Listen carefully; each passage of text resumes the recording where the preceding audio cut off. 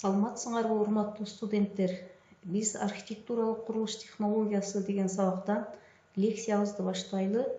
Сабактын темасы имараттын чатырын орнотуунун технологиясы. Планды жазып алгыла. Биринчи, имараттын чатыры жана анын түрлөрү. Экинчи, скат түрүндө жабылуучу чатырлар жана аларга колдонулуучу материалдар. Үчүнчү, рулон түрүндөгү жана мастикалык материалдардан жасалган чатырлар. Төртүнчү, жыйынтыктоо. Сабактын максаты имараттардын чатырларын жабуу үчүн колдонулуучу ар кандай материалдар менен таанышуу жана аларды орнотуунун технологиясын үйрөнүү. Бул материалдардын колдонуу учурундагы артыкчылыктарын жана кемчиликтерин аныктоо. Алынган маалыматтар студенттердин таанып билүүсүн, билимин, билгичтигин жана ыкма-чыгууларын жогорулатат. Биринчи подтеманы карайлы. Имараттын чатыры жана анын түрлөрү. Ар кандай имараттардын эксплуатациялык касиеттери көбүнчө анын чатырынын ишенимдүүлүгү жана сапаты менен аныкталат. Чатырлар ар кандай имарат же турак үй болсун, ага архитектуралык өзгөчөлүк жана анын бүтүп жаткандыгын белгисин берет. Акыркы жылдары көптөгөн жаңы курулуш материалдары чыгып жатат. Бул материалдарды курулушта колдонуу курулуш процесстеринин технологиясын өнүктүрүүгө алып келди. Силер балдар, крыша жана кровля деген сөздөрдү угуп жүрөсүңөр. Мындай синоним сөздөрдүн бири-биринен кандай айырмачылыгы бар? Крыша деген сөз жалпы түшүнүк катары эсептелет. Ал өзүнүн курамына кровляны кандайдыр бир конструктивдик элемент катары камтыйт. Крыша, аны биз кыргыз тилинде чатыр деп атайлы. Демек, чатыр деп жүк көтөрүүчү, суудан коргоочу жана жылуулукту сактоочу кызматтарды аткаруучу имараттын жогорку жагында жайгашкан конструкциясы болуп саналат. Ал эми кровля деп бул чатырдын эң жогорку жабуучу бөлүгү болуп, имаратты атмосферанын бардык терс таасирлеринен сактайт. Чатырлар жалпак же скат түрүндө болот. Демек, балдар, бул сүрөттө силер скаттык чатырдын жабылышын көрүп турасыңар. Анын жүгүн эң негизги көтөрүүчү болуп стропилалык система эсептелет. Анын жогору жагынан буулардан сактоочу пароизоляциялык материалдар коюлат. Жана анын үстүнөн жылуулукту сактоочу теплоизоляциялык материалдар коюлат. Жана суулардан сактоочу гидроизоляциялык материалдар да капталат. Эң жогорку жабуучу бөлүгү болуп кровля эсептелет. Ал эми бул сүрөттө бир канча этаждуу бийик үйлөрдүн үстүндө жабылган жалпак түрүндөгү чатырды көрүп турасыңар. Анын негизи болуп плита перекрытия же болбосо азыркы учурда монолит куймасынан жасалган плиталар эсептелет. Анын үстүнкү жагынан пароизоляциялык материалдар, үстүнөн утеплитель, жылуулукту сактоочу материал коюлуп, армировкаланып, стяжкаланат. Үстү жагынан гидроизоляциялык материалдар менен капталат. Чатырга жана кровляга атмосферанын жана ички күчтөрдүн тийгизген таасирлери. Өзүңөр көрүп тургандай сүрөттө чатырга атмосферанын ар кандай терс таасирлери тийиши мүмкүн. Мисалга алсак, күндүн радиациясынын, жаан-чачындын, кардын, шамалдын таасирлери тиет. Мындан сырткары вибрациялык, ички басымдардын күчтөрү дагы таасир этет. Ошондуктан чатырга материалдарды тандоодо алардын сапатына өзгөчө көңүл буруу керек. Имараттын чатырына коюлуучу талаптар суунун өткөрбөөчүлүгү, температура төмөн болгондо суукка туруштук берүүсү, көпкө чыдамдуулугу, өрткө күйбөстүгү жана экономикалык жагынан алганда арзандыгы. Демек, чатырга материалдарды тандоодо ушул сапаттарына көңүл буруу керек. Чатырларды жабуучу материалдардын түрлөрү, алар бир канчага бөлүнөт. Биринчи, рулон, ором түрмөктөлгөн материалдар. Булар өз ара үчкө бөлүнөт. Битумдан, битум полимерден, битум фольгировкадан болуп, ал эми мастикалык материалдар бир компоненттүү жана эки компоненттүү болуп бөлүнүшөт. Мембраналык материалдар өз ара үчкө бөлүнөт. Алар этилен, пропилен, диен мономердик, термопластикалык, олефиновый, ийилгич поливинил хлоридтик болуп үчкө бөлүнүп жатат. Ал эми лис сыяктуу материалдар жалпак металлдан, профилдештирилген металлдан, асбестоцементтен, битум сиңирилген гофролисттен, металл черепицасынан турат. Майда бөлүктөрдөн турган штучный материалдарга жумшак черепица, аны кээде ийилгич черепица деп да аташат. Цемент кум аралашмасынан жасалган черепица, металл черепица жана керамикалык черепица болуп туруп бөлүнөт. Экинчи подтемага өтөлү балдар. Скат түрүндө жабылуучу чатырлар жана аларга колдонулуучу материалдар. Скат түрүндөгү чатырлар кандайдыр бир бурчка жантайган абалда болуп, үстүнө түшкөн бардык кардын же жаан-чачындын сууларынын топтолбой түшүүсүнө ыңгайлуу болот. Көпчүлүк учурда скат түрүндөгү чатырлар жеке турак үйлөрдө жана анча бийик эмес имараттарда колдонулат. Чатырды орнотууда эң маанилүү система болуп стропила системасы эсептелет. Ал төмөнкү элементтерден турат. Биринчи скат деп аталуучу жантайуучу беттерден, экинчи стропилалардан, үчүнчү аларга перпендикуляр түрдө жайгашкан обрешеткалардан, төртүнчү маурлаттан, бешинчи горизонталдык абалда жайгашкан конюктон, алтынчы эндова менен рожолобкадан, жетинчи горизонталдык абалда турган карниз свесасынан, сегизинчи желобадан, тогузунчу суу воронкасынан, 10-чу суу трубаларынан турат. Мындан сырткары 11-чи фронтондук свеса, ал эми 12-чи скаттардын кесилиши болуп эсептелет. Чатырдын үстүндө иштөө учурундагы коопсуздук эрежелери жана антисептикалык иш-чаралар. Скаттык чатырларды жабууда колдонулуучу материалдар жыгачтан жасалгандыктан аларды антипирендер, антисептиктер менен коргоочу иш-чараларды жүргүзүшөт. Бул каражаттар аларды өрткө коопсуз кылып, нымдуулуктан, курт-кумурскалардан жана башка зыяндуу нерселерден сактайт. Чатырдын үстүндөгү жумуштарды аткарууда жумушчулар алгач коопсуздук эрежелерин сактоо боюнча окуулардан өтүшүп, мындан сырткары медициналык текшерүүлөр жүргүзүлүп, кан басымдары өлчөнөт. Коопсуздукту сактоо үчүн аларга атайын кийимдер, каска, ремен, тайбай турган жана резина бут кийимдери, очки жана брезент кол чатырлары берилет. Биз жогоруда айтып кеткендей, бул сүрөттө ошол антисептикалык иш-чаралар жүргүзүлүп жатат. Бул жерде жыгач материалдарын жумушчулар атайын кийимдердин жардамы менен кийип иш-чараларды жүргүзүп жатышат. Себеби дегенде бул антисептикалык каражаттар өзүнөн ар кандай уулуу жыттарды чыгаргандыктан адамдын организмине терс таасирин тийгизиши мүмкүн. Ошондуктан коопсуздук эрежелери туура сакталуу керек. Ал эми бул сүрөттө көрүп турасыңар, бул жерде дагы чатыр скат түрүндөгү чатырды жабуу учуру көрсөтүлгөн. Мында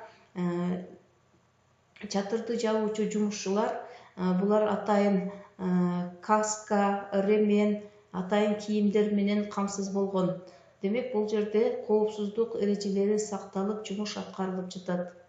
Скат түрүндөгү чатырды орнотуунун технологиясы жөнүндө видеофильмге көңүлүңөрдү буралы. Бул фильмден скат түрүндөгү чатырларды жабуучу элементтерди, алардын функцияларын жана монтаждоо учурун көрөлү. Алгач маурлат дуалдын үстү жагына коюлат. Маурлат бул стропилаларга таяныч болуп, бардык жүктү дуалдын үстүнө көрүп берет. Анын үстүңкү жагынан балкалар жайгашты. Бул балкалар чатырдын элементи болбосо деле чердактын жүк көтөрүүчү бөлүгү болуп саналат. Анын үстүнө стойкалар коюлду. Стойкалардын үстүнө конюк деп аталуучу брус коюлду. Бул брус менен маурлатты бириктирүүчү стропилалар катары менен бирдей аралыкта расчеттун негизинде проект боюнча коюлуп жатат. Стропилалардын аяк жагына кабылга коюлуп жатат. Кабылкалардын асты жагынан короб коюлуп, короб бул софиттерге форма бериш үчүн коюлат. Софиттерди орнотуу үчүн обрешеткалар коюлду. Стропилалар негизги жүктү көтөрүп турат. Анын үстүнөн сууну өткөрбөчү гидроизоляциялык материалдар жабылды. Булар нымдуулуктан жана суунун тамчыларынан сактайт. Анын үстүнө обрешетканын контуру жайгашып жатат. Обрешетканын контуру бул мембрана кровлянын жабуучу бөлүгүнүн ортосунда зазорду түзүп, аларды бузулуулардан сактайт. Обрешетка проекттин негизинде орнотулуп, анын үстүнө жабуучу бөлүк сыяктуу материалдар менен жабылды. Чатырдын үстү жагына конёктун үстү кошумча элементтер менен жабылды. Чатырдын жаны дагы кошумча элементтер менен жабылып жатат. Алар чатырга кирүүчү нымдуулуктан сактайт. Түтүн чыгуучу жерге фартук коюлду айланасына, үстүнө калпак жабылды. Бул калпак ар кандай суулардан, чаңдардан сактайт.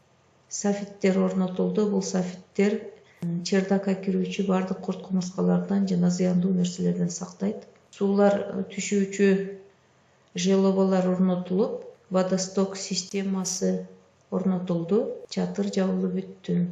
Эми балдар, ушул скат түрүндөгү чатырларды жабуучу лист сыяктуу материалдарга көңүлүңөрдү бурайлы. Лист сыяктуу материалдарга шифер, еврошифер, андулин, аквалин, болоттон жасалган листтер, профнастил жана башкалар кирет. Бул материалдар катыруучу элементтердин шуруп, мыктар, саморез, анкер болттору жана башкалар жардамында обрешеткаларга катырылат. Андулин, еврошифер толкун сыяктуу битумдан, целлюлозадан, минералдык пигменттен жасалган листтер жогорку даражадагы коргоочу касиетке ээ. Андулин, еврошифер өлчөмдөрү анча чоң эмес, кесилиштери аз санда, жеңил, суудан ишенимдүү коргоочу, жогорку бышыктыкка ээ болгон материал. Колдонуу убактысы 50 жылга чейин жетет. Металлдан жасалган профнастил толкун сыяктуу формага келтиришет. Алар сим кошулган болоттон жасалып, полимер капталган же капталбаган болуп, түрдүү түскө боелуп жасалат. Демек балдар, бул сүрөттө өзүңөр көрүп тургандай кадимки шифер, ал асбестоцементтен жасалат жана биздин үйлөрүбүздө жабылып жүргөнүн көрүп эле жүрөсүңөр. Ал эми бул ошол шиферлердин жабылуусу көрсөтүлгөн. Бул еврошифер деп аталуучу андулин. Андулин шиферге эле окшош, бирок бул органикалык материал болуп, экологиялык жактан таза материал. Алар ар кандай түстөргө боелуп жасалат жана бул жерде ошол андулиндин чатырга жабылуусу көрсөтүлгөн. Ал эми бул биз жогоруда айтып кеткен профнастилдер дагы ар кандай түстөрдө болот. Булар дагы ар кандай материалдардын, металлдардын түрлөрүнөн жасалышат. Бул жерде ошол үйдү профнастилдер менен жабылуусу көрсөтүлгөн. Урлон түрүндөгү жана мастикалык материалдардан жасалган чатырлар. 3-пат темабыз. Урлон чатырлары жантайуусу 2,5% чейин болсо жалпак, ал эми 2,5%тен жогору болгондорун скаттык чатырлар деп атайбыз. Башкача айтканда, алар жалпак жана жантайуу чабалда болуп экиге бөлүнөт. Скаттык чатырлардын жантайуусу 25%тен ашпайт. Урлон материалынын канча кабат болуп төшөлүшү же кабаттарынын саны чатырдын канча процентке жантаюусунан көз каранды болот. Эгерде жантайуу 15%тен ашса 2 кабат, жантайуу 5%тен 15%ке чейин болсо 3 кабат, ал эми 5%тен аз болсо анда 4 кабат жабылат. Бул материалдар өндүрүштүк имараттардын жана жалпак түрдө жабылган турак үйлөрдүн чатырларын жабууда колдонулат. Урлон материалдарынын астыңкы бетине заводдо изопласт, стекломаст, рубитекс, кровлен сыяктуу мастиктер капталып чыгып жатат. Бул сүрөттө өзүңөр көргөндөй ар кандай ушул урлон материалдары көрсөтүлгөн. Булар заводдо жаңы иштелип чыгып, атмосферанын ар кандай таасирлерине чыдамдуу болуп жатат. Ал эми бул жерде ар кандай түстүккө боелгон урлон материалдары көрсөтүлгөн. Урлон чатырларын орнотуунун технологиялык процесстери рулон материалы стяжкага, бетондун беттерине жана башка тегиз беттерге орнотууга болот. Рулон материалынын түрү, мастикасы, проекти каралган материалга дал келиш керек. Бул материалдарды орнотуунун эки методу бар.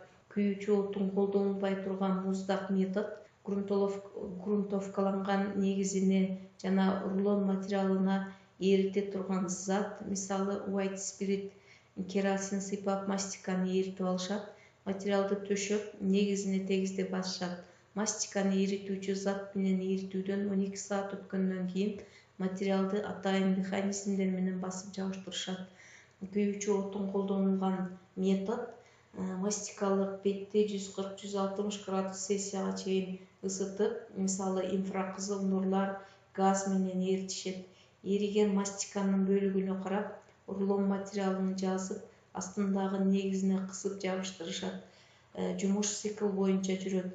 Материалдын бири-бирине кошулушкан жерин ысык битум мастикасы менен жабыштырышат. Бул материалдарды орнотуу үчүн анын негизи даярдалат. Суу, буу, жылуулук өткөрбөөчү материалдар коюлат жана анын үстүнө стяжка коюлуп тегизделет. Демек, бул сүрөттө балдар силер ушул рулон материалдарын кесип, жабыштырууга даярдап жаткан учурун көрүп турасыңар. Бул жерде жумушчулар ошол даярдыкты жүргүзүп иштеп жаткан учуру көрсөтүлгөн. Жумушчулардын дагы звеносу тандалат. Бул звенодо ар кандай разряддагы жумушчулар иштешет. Мисалы 4-чү разряддан, 3-чү, 2-чи, 1-чи разряддан болуп жумушчулардын звеносу иштешет. Ал эми бул сүрөттө ошол рулон материалынын астыңкы бөлүгүндөгү мастиктер инфракызыл нурлар менен же болбосо газ горелкалар менен ысытылып, эритилип, жабыштыруу учуру көрсөтүлүп турат. Бул жерде ошол рулон материалдарын жабыштырууда үстүнөн басуу жолу көрсөтүлгөн. Эми бул сүрөткө көңүл бурсаңар балдар, бул ошол рулон материалдарын жайгаштыруу абалы көрсөтүлүп турат. Бул жерде ушул рулон материалдарынын газ горелкалары менен кошулушкан жерлерин бириктирүү учуру көрсөтүлгөн. Ал эми бул вертикалдык түрдө жайгаштыруу көрсөтүлүп турат. Мисалы, вентиляциялык шахталардын айланасы вертикалдык түрдө жабыштырылып жатат. Ал эми бул сүрөттө биз жогоруда айтып кеткендей, рулон материалынын астындагы битумду эритүү менен жабыштыруу учуру көрсөтүлгөн. Рулон материалдарынын артыкчылыктары: жаңы иштелип чыккан органикалык эмес рулон материалдары кандай бетке орнотулганына карабастан, атмосферанын терс таасирлерине туруштук берүүчү, ишенимдүү, бышыктыкка жана технологияга ээ, колдонуу убактысы 30 жылга чейин. Алар ийилчек, суу өткөрбөөчү, үндөн коргоочу, ымдуулукту өткөрбөөчү, температурага, механикалык чоң салмакты да көтөрүүгө чыдамдуу. Оңдоо учурунда эски кабатын алып таштап кайра жаңылоого болот. Кемчилдиги: органикалык рулон материалдары тоол рубероид пергамендин колдонуу мөөнөтү 5 жылдан 7 жылга чейин анча көпкө чыдамдуу эмес. Материалдарды орнотууда көп сандагы бөлүктөрүн бири-бирине бириктирүүдө кыйынчылык туулат. Демек, бул сүрөттө биз жаңы чыккан рулон материалдарын көрүп турасыңар. Бул астыңкы бөлүгүн көрсөтүп тургандай, анын астыңкы бөлүгүндө атайын материалдар менен, атайын заттар менен капталган. Ал эми бул рулон материалдарын бириктирүү, кесип даярдалып жаткан учур, алардын кыйынчылык туудурганы бул алардын кошулушкан жери болуп эсептелет. Эми бул жерде ошол рубероид материалдары менен жабылган учур көрсөтүлгөн. Бул болсо жаңы чыккан еврорубероид деп аталган материалдар менен жабылган чатырдын сүрөтү көрсөтүлгөн. Экөөнү карасаңар, айырмасы бул жерде рулон материалдарынын бириккен жерлери, шовтору көрүнүп турат. Ал эми бул жерде тегиз жабылган. Эми мастикалык материалдардан жасалган чатырларга көңүлүңөрдү буралы. Мастикалык материалдар бул полимер жана резина кошулган суюк битумдан турган эмульсия. Мастикалык материалдар армировкаланган же армировкаланбаган болуп экиге бөлүнөт. Мастикалык чатырларды орнотуу рулон чатырларына окшош эле алдын ала анын негизи даярдалат. Даярдалган негизи битум менен грунтовкаланат. Анын үстүнгү катмарына алюминий краскасы ар кандай терс таасирлерден коргоочу катары сүртүлөт. Демек биздин мастикалык материалы суюк болгондуктан заводдон ушундай идиштерге куюлуп даярдалып алынып келет. Бул жерде ошол мастикалык чатырлардын сүрөтү көрсөтүлгөн. Демек бул ар кандай түстөргө боелуп, үстүнгү биз жогору айткандай алюминий краскалары менен капталган болот. Мастикалык чатырларга мүнөздөмөлөр. Алардын артыкчылыктары: бул материал суюк абалда болуп, бириккен жерлери жок болгондуктан сууну ишенимдүү түрдө өткөрбөйт. Температуралык абалга туруктуу, бактериялардын көбөйүшүнө алып келбейт. Жогорку адгезиялуу, башкача айтканда кандай бет болсун орнотууга ыңгайлуу. Бул материалдарды жабуу оңой. Жөнөкөй кист, валик, чачуучу пистолет колдонулат. Тез корконгондуктан жумушту тез бүтүргөнгө ыңгайлуу жана колдонуу мөөнөтү 25 жылдан 30 жылга чейин. Кемчилдиктери: 30 градустан ашкан жантаюуга ээ болгон чатырларды температура 0 градус болгон учурда жабууга болбойт. Бул материалды кургак аба ырайы болгон кезде колдонуу керек. Себеби нундуулук мастиканы сапаттуу коюуга тоскоол болуп, суу өткөрбөөчүлүк касиетин начарлатат. Демек бул сүрөттө өзүңөр көргөндөй кадимкидей эле валик менен ушул мастикалык материалды орнотуу көрсөтүлгөн.